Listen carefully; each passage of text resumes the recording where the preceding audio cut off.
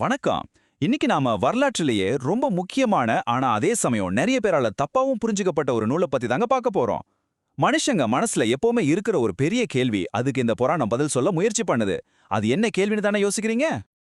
ஆயிரக்கணக்கான வருஷமா நம்ம எல்லாருமே இந்த கேள்வியை கேட்டுக்கிட்டே இருக்கோம். ஒரு நாள் நாம எல்லாரும் இந்த உலகத்தை விட்டு போகும்போது நமக்கு என்ன ஆகும்? நம்மளோட பயணம் அதோட முடிஞ்சிருச்சா? இல்ல அதுக்கப்புறமும் ஏதாவது தொடருமா? அந்த கேள்விக்கான பதில தேடுற ஒரு பழங்கால புத்தகம் இருக்கு. ஆனா அத பத்தி பேசவே நிறைய பேர் பயப்படுவாங்க. அந்த புத்தகம் தான் கருட புராணம். பொதுவா இத சாவு வீட்ல மட்டும்தான் படிப்பாங்க. அதனாலேயே இத வீட்ல வைக்கவோ சத்தமா படிக்கவோ கூட நிறைய பேர் யோசிப்பாங்க. ஆனா நிஜமாவே இது சாவ பத்தி பயமுறுத்துற ஒரு புத்தகம் மட்டும்தானா? வாங்க அதோட ஆழத்துக்குள்ள போய் பார்க்கலாம். இந்த புராணத்தோட அமைப்பே ரொம்ப சுவாரஸ்யமானதுங்க. இது ஒரு கேள்வி பதில் மாதிரி தான் போகும். யாருக்கும் நடுவுல மாபெரும் பறவைகளின் ராஜாவான கருடனுக்கும் மகாவிஷ்ணுவுக்கும் நடுல நடக்கிற ஒரு உரையாடல் தான் இது.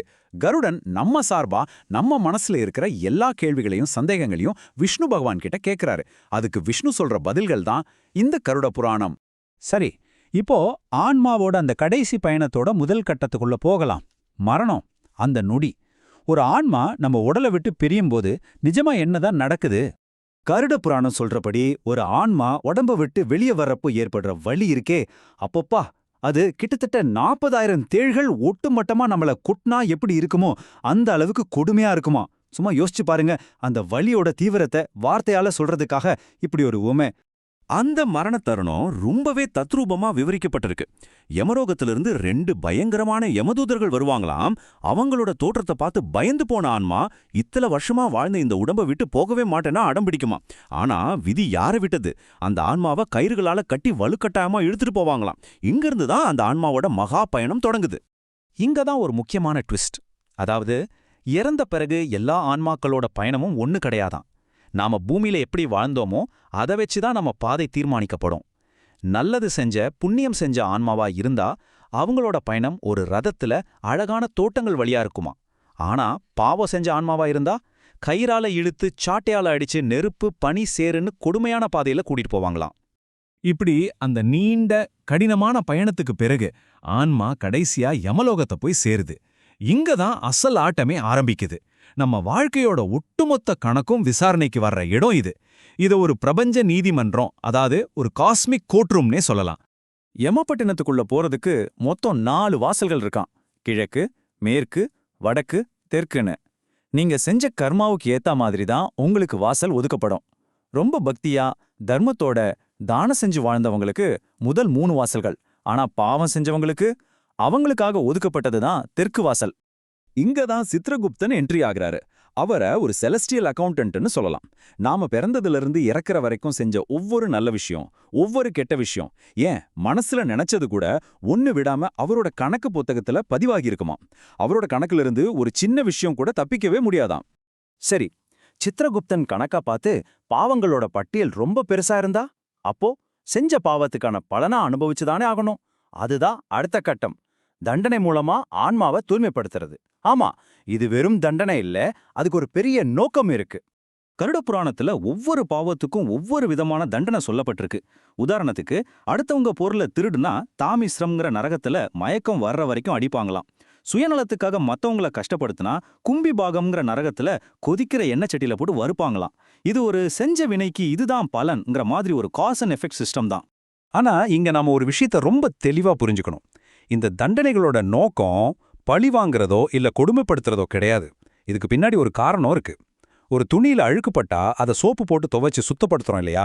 அதே மாதிரிதான் ஆன்மா மேலப்பட்ட பாவ கரைகளை கழுவி அதை பரிசுத்தப்படுத்துறதுக்கு தான் இந்த தண்டனைகள். சரி, இப்படி தண்டனைகள் மூலமா ஆன்மா சுத்தமானதுக்கு அப்புறம் அதோட பயணம் முடிஞ்சிருச்சா? இல்லவே இல்ல. இப்போதான் அந்த ஆன்மா தன்னோட பயணத்தோட அடுத்த கட்டத்துக்கு தயாராகுது. அதுதான் மறுபிறவி. அதாவது கர்ம கணக்கு எல்லாம் நேர் செஞ்சதுக்கு அப்புறம் அந்த ஆன்மா தன்னோட வளர்ச்சிக்கான பயணத்தை தொடர்றதுக்காக ஒரு புது உடம்பை எடுத்துக்கிட்டு மறுபடியும் இந்த பூமிக்கே திரும்பி வருது. இதுக்கு பேர் தான் மறுபிறவி அல்லது ரீஇன்கார்னேஷன். இந்த மறுபிறவிங்கிற விஷயத்த ரொம்ப அழகா ஒரு ஓமையோட விளக்குவாங்க. ஒரு மனுஷன் பழைய சட்டைய கழட்டிட்டு புது சட்டை போட்டுக்கிற மாதிரி ஆன்மா பழைய உடம்ப விட்டுட்டு புது உடம்புக்குள்ள போகுது. அவ்வளோதாங்க விஷயம். நம்ம உடம்பு ஆன்மாவுக்கு ஒரு தற்காலிக ஆடை மாதிரி தான். இங்க தான் ஒரு ஆச்சரியமான விஷயம் சொல்லப்படுது. ஒரு ஆன்மா மறுபடியும் ஒரு மனித பிறவி எடுக்கிறதுக்குள்ள கிட்டத்தட்ட 84 லட்சம் விதமான உயிரினங்களோட உடம்புல பிறந்து வரணுமா. யோசிச்சு பாருங்க, பூச்சியா, பறவையா, மிருகமான எத்தனையோ பிறவிகளை கடந்து அதுக்கப்புறம் தான் நமக்கு இந்த அரிதான மனித பிறவி கிடைக்குது. சரி, இதுவரைக்கும் நாம பார்த்தது எல்லாமே இறந்த பிறகு ஆன்மாவுக்கு என்ன நடக்குங்கிறது தான். ஆனா இதையெல்லாம் உயிரோட இருக்கிற நாம ஏன் தெரிஞ்சுக்கணும்? இது நமக்கு எப்படி உதவும்? அதுதான் இந்த புராணத்தோட முக்கியமான நோக்கம். அப்போ கருட புராணம்ங்கிறது சாவு பத்தி பயமுறுத்துற ஒரு புத்தகம் கிடையாது. அது எப்படி வாழணும்னு நமக்கு சொல்லிக் கொடுக்கிற ஒரு வாழ்க்கை வழிகாட்டி. ஏன்னா சாவுக்கு அப்புறம் என்ன நடக்கும்னு நமக்கு தெரிஞ்சா உயிரோட இருக்கிற இந்த வாழ்க்கைய நாம இன்னும் சரியாகவும் அர்த்தமுள்ளதாகவும் வாழ்வோம் இல்லையா? அதுதான் இதோட மையக் கருத்து. அப்போ இந்த புராணத்தோட ஒட்டுமொத்த சாராம்சம் என்ன? 1, இந்த மனித பிறவிங்கிறது ரொம்ப ரொம்ப அரிதான ஒரு வாய்ப்பு.